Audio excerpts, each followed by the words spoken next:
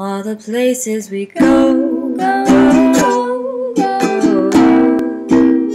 All the places we go, go, go, go. Let's go. Let's go. Hey guys, Misty the Travel Muse here, and Turkey Day is right around the corner. Today we're going to talk about, well, hello, my cat just came to say hello with you guys too. Today we're going to talk about ways to stay zen during the holiday travels.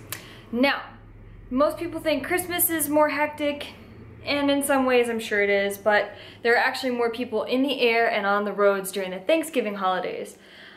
So, let's dive right into it. Dive. In the air.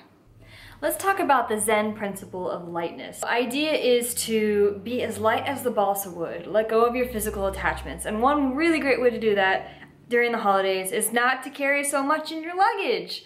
It seems like an easy thing to say and a harder thing to actually do. We get caught up in wanting to put that extra little pair of shoes in there, you know, the 5 coats that we really only need 1, that type of thing. So, a way to stay zen is to physically not be carrying so much so that you're not weighing yourself down while you're traipsing through the airport. Traipse, traipse, traipse.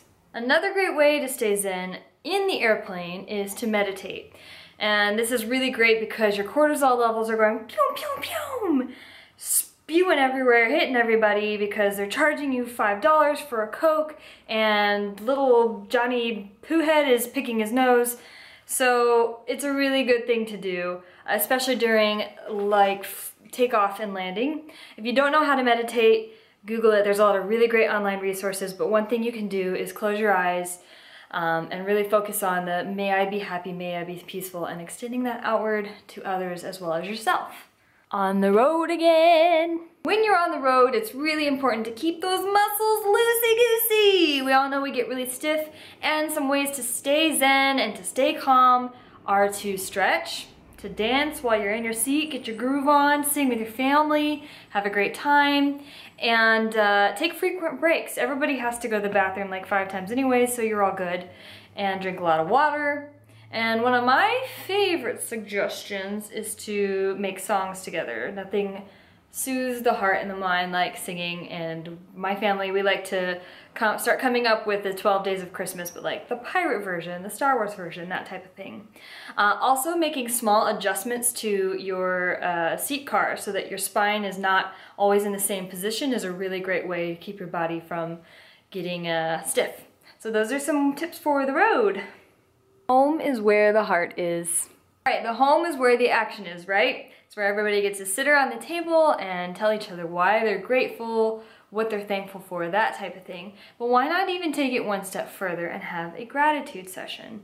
And a really great way that you can do that is by setting aside time, not in front of the table, but maybe in the living room or somewhere where you can all sit together in a circle and really go around and say what you're grateful for and things that even, you know, are hard to be grateful for. Sometimes being grateful for negative things puts things into perspective.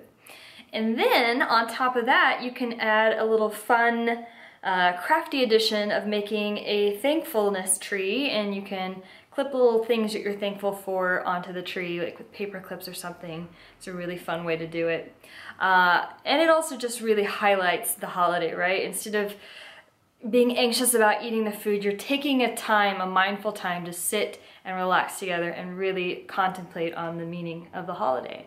Another really great thing to do, not technically in the home, but with the family, is to volunteer. Guys, people need volunteers so bad at this time of year, and any time of year really, but it's a really good thing if you guys can go volunteer as a family. It's a really fun way to bond and to see that you probably have a lot more than you really think you do. I want to leave you with one final thing, that Thanksgiving is one day out of the whole year, and while it is a wonderful day to celebrate, it is just a reminder of a way that we should be living on a daily basis, and that is a life of gratitude. There's a great Chinese proverb that says, when eating the bamboo shoots, remember the man who planted them.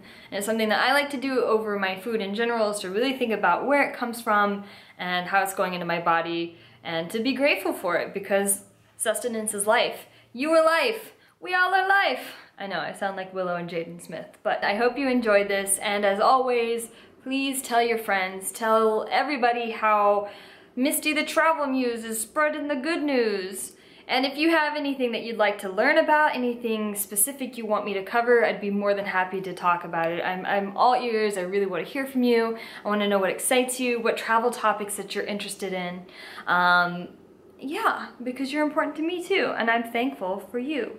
Don't forget to subscribe, share. Sharing is caring, and until next time, keep inspiring.